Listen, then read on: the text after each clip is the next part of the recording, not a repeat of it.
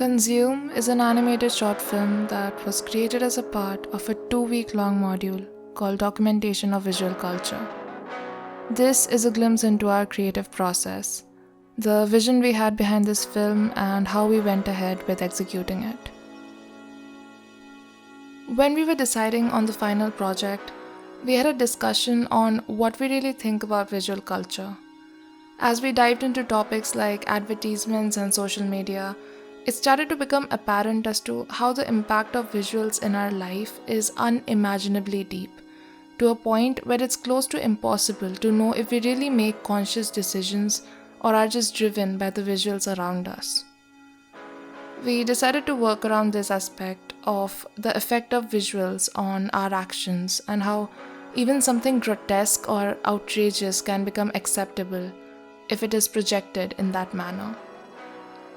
The influential nature of media was one of the first things we symbolized in this television sequence of a child mimicking the adults laughing around him.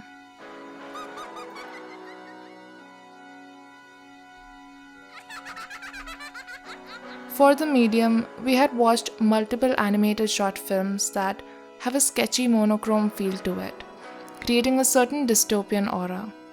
Something that we felt matched the ambience of the absurdity and outrageousness we were putting on the table. Also, we went for animation as we felt that it gave us the creative freedom to create a world of our own and experiment with all kinds of things and also be able to breathe life into it. Another reason why we chose animation was because it gave us access to another dimension of storytelling, that is sound. We tried using sound design not just to create an ambience, but also to add a layer of how the protagonist is reacting to the things around him.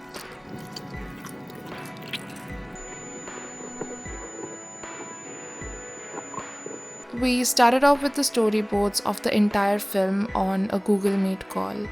This made it exponentially easier for us to work on the same project while sitting in different parts of the country. Then we went ahead and built the characters. There are essentially two main characters in the film, the protagonist and his TV-addicted roommate. We deliberately didn't show the roommate's face as we wanted him to represent the masses that are too deep in the hole and don't think for themselves anymore. For the technicalities, we used Procreate, Krita, and Premiere Pro to create the whole animation. In a world where a boy bites off his roommate's head, who would think animating the trajectory of a flying book would be one of the hardest parts?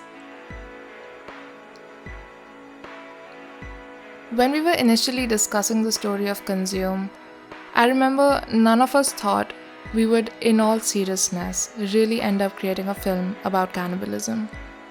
The story that started off as a lighthearted joke ended up making us pause several times in the process and reflect on our own activities in real life.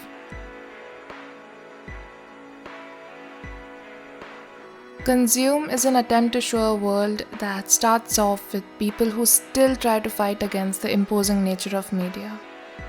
A world where people try to shut out the agendas they don't agree with.